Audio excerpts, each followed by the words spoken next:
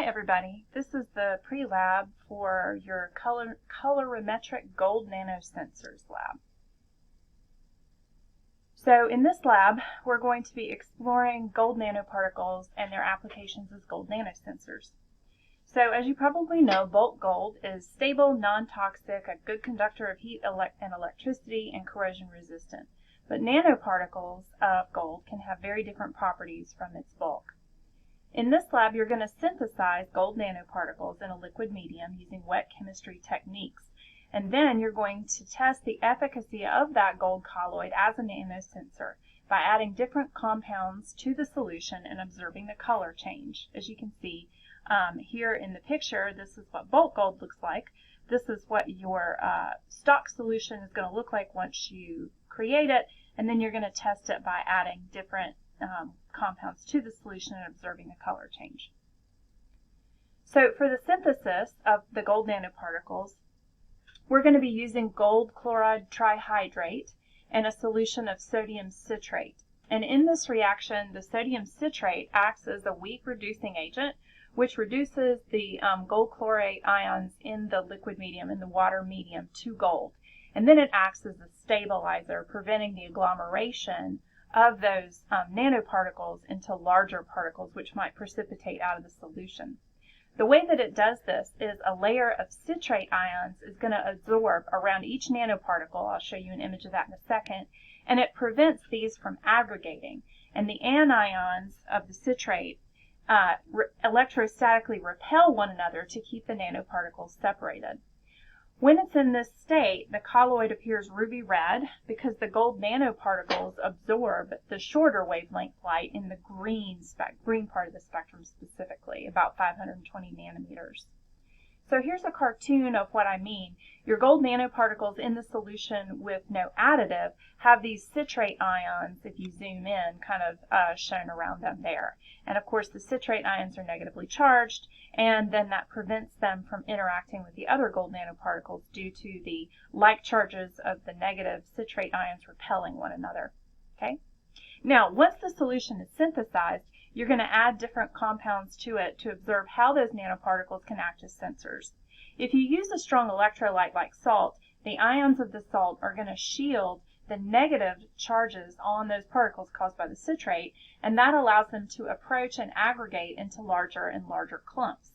And the increased size of the nanoparticles shifts the wavelength of the light absorbed to the red end of the spectrum from the green end, where it is if they're just in the solution by themselves. And that causes the solution to change color to a deep blue because the red is being absorbed.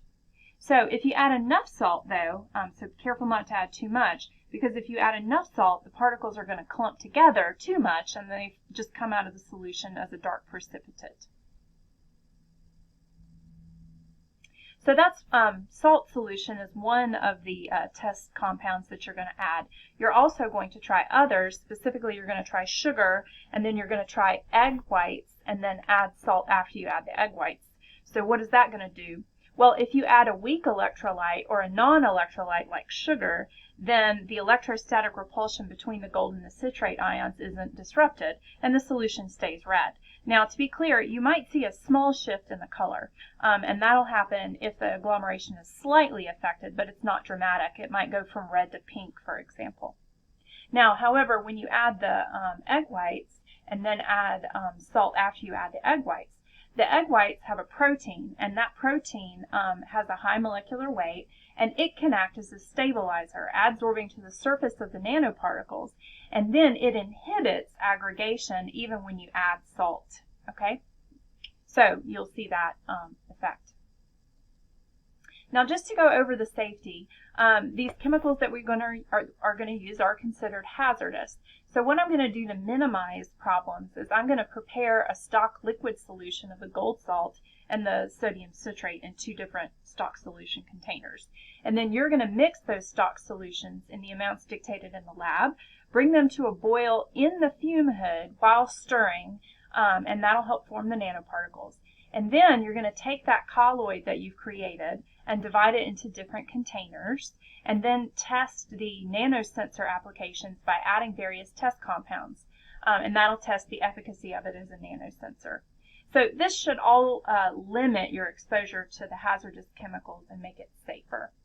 Nevertheless, there are still some safety concerns. I want you to wear long pants and closed-toed shoes to the lab. We're going to wear gloves and safety goggles. We're going to wear the safety goggles during the synthesis and the gloves the whole time you're handling the solution.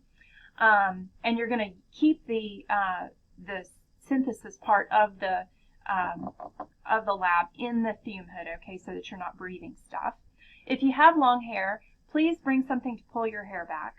And if you get the solutions on your skin for any reason, flush it with water for 15 minutes. Once the lab is over, we're going to dispose of the gold colloid by adding a lot of salt to any remaining solution. And that'll cause the gold to, precipitate out and form a kind of grit in the bottom of the container. And then we can pour that solution through a coffee filter, and that'll remove the residue.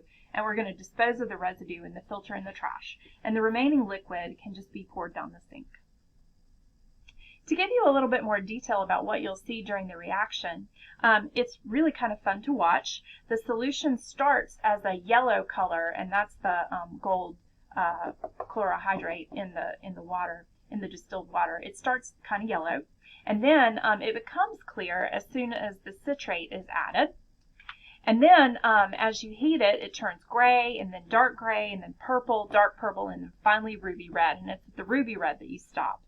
Now, from start to finish, the entire reaction, from when you turn on your hot plate, only takes about 10 to 15 minutes. So the synthesis portion shouldn't take you very long. And of course, you should be stirring the whole time that this happens.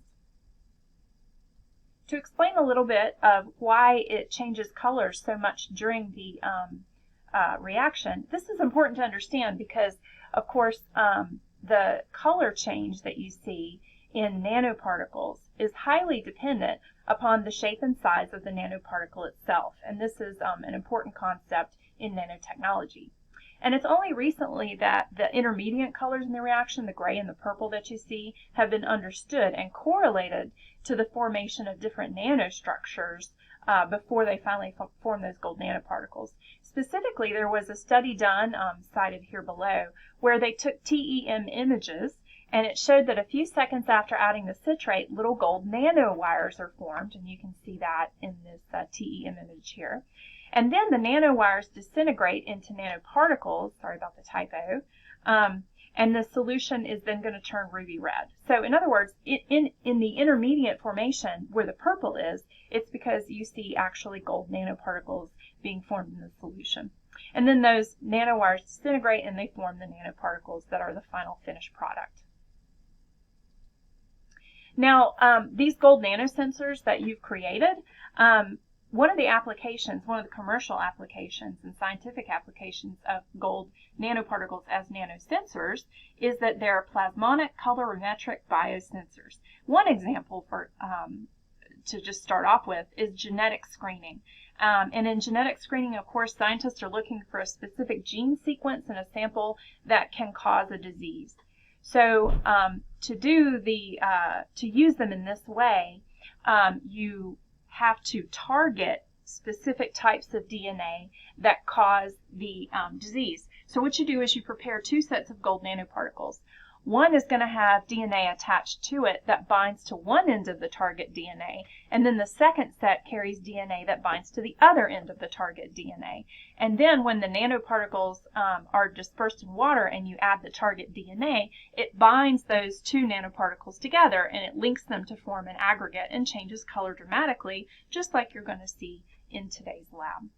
So that's one of the applications and why this kind of thing is important in nanotechnology and nanoscience. All right, so I hope you enjoy today's lab. It should be pretty fun. And let me tell you that, of course, this presentation was created with direct quotes from the Nano U Teacher Training Kit in Nanotechnology's Experiment Module C. All right, I hope that was clear, informative, and I'll see you in lab.